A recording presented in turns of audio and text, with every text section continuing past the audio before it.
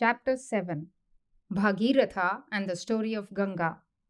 King Sagara waited in vain for the return of the princess who had gone in search of the sacrificial horse. After some days, he called his grandson Amshuman and said, I am anxious to know what has happened to the princess who went to Patala. You are brave. Go thither, well armed, find out what has happened, and come back crowned with success. Amshuman went closely following the path of the princess and reached the nether world, where he saw and paid salutations to the mighty elephants standing guard at the four quarters. These guardians of the quarters uttered encouraging words and said he would succeed in his mission.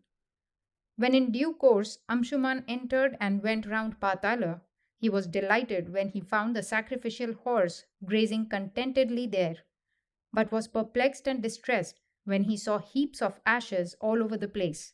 Could they be all that remained of his valiant uncles? Garuda, the bird king, brother of Sumati, Sagara's second wife, who chanced to be there, told Amshuman, those ash heaps are all that is left of the 60,000 sons of Sagara who were consumed by the wrathful glance of sage Kapila. Dear child, take the horse and complete the yaga. If these ashes are to be watered according to custom, so that the souls of the princes may rest in peace, Ganga should be brought down here from the land of the Devas. Amshuman rushed home with the horse and told the king all that he had found and learnt. Sagara was immersed in sorrow at the fate that had overtaken his sons. However, the horse having been brought back, he completed the yaga. Grieving over his lost sons and despairing of ever bringing Ganga down to the nether world, he died disconsolate. According to the Ramayana, Sagara lived for 30,000 years. Figures like 30,000 and 60,000 need not confuse us. 30,000 may mean either a very large number or just 30. If we so like, we may take these figures literally.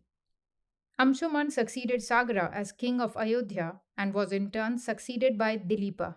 Amshuman and Dilipa, though happy and blessed in other respects, died grieving that they were unable to bring Ganga to Patala for the salvation of their forefathers. Bhageeratha was a valiant king. He was childless.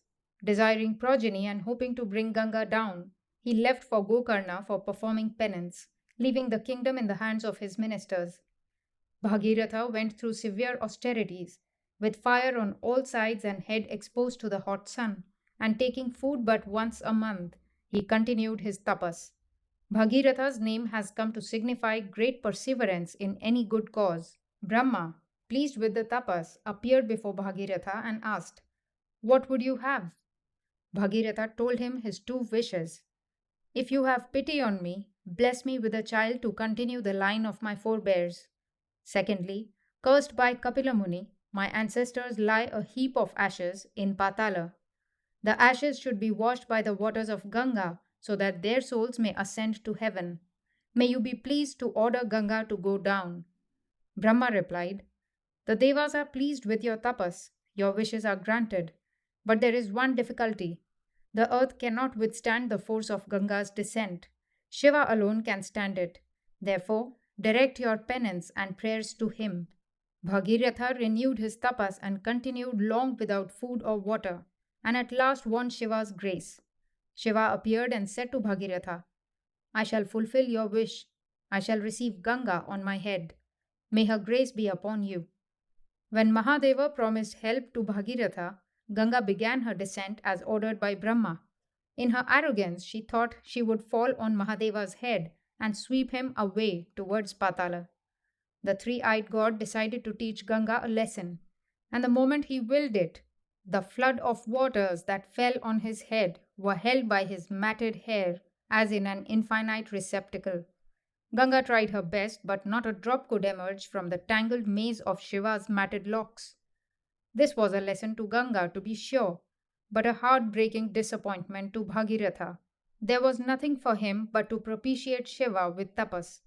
This he did to such good purpose that Shiva took pity on him and gently let out the waters of Ganga in Bindu Saras, from where they flowed down in 7 small separate streams. 3 of them flowed west and 3 east, and the 7th river followed Bhageeratha, who was full of joy at the approaching salvation of his ancestors. Ganga followed Bhagiratha's triumphal chariot. The waters danced and shone like lightning flashes as the river made its course, and the Devas and Gandharvas assembled above to witness the grand sight. Sometimes slow and sometimes fast, now sliding down and now jumping up. The river went on dancing behind Bhagiratha's chariot, and the folk of heaven enjoyed the sight all the way. On her course, Ganga damaged the Yaga platform of a rishi by name Jahnu. The rishi took the entire flood in his palm and sipped it off. Ganga disappeared again, and Bhagiratha was sorely perplexed. The Devas and other rishis approached Jahnu and begged him to forgive Ganga and allow Bhagiratha to reap the fruit of his great austerities and perseverance. The sage relented and let Ganga out through his right ear. The Devas were glad and blessed Ganga thus: coming out of the rishi's body as out of your mother's womb, you are now Jahnavi, Jahnu's daughter. There was no further hindrance or mishap, and Ganga reached Patala through the ocean. With the holy waters, Bhagiratha performed the funeral rites for his ancestors and secured for them their entry to heaven. Bhagiratha's efforts having brought Ganga down, she is known as Bhagirathi. After concluding this narrative, Vishwamitra blessed the princes. The sun is setting, he said. Let us say our evening prayers in the waters of Ganga, whom your ancestor brought down to this world. Those who bathe in the holy waters of Ganga or read or listen to this divine story with devotion will be cleansed of sin and endowed with virtue, strength, and unflagging zeal.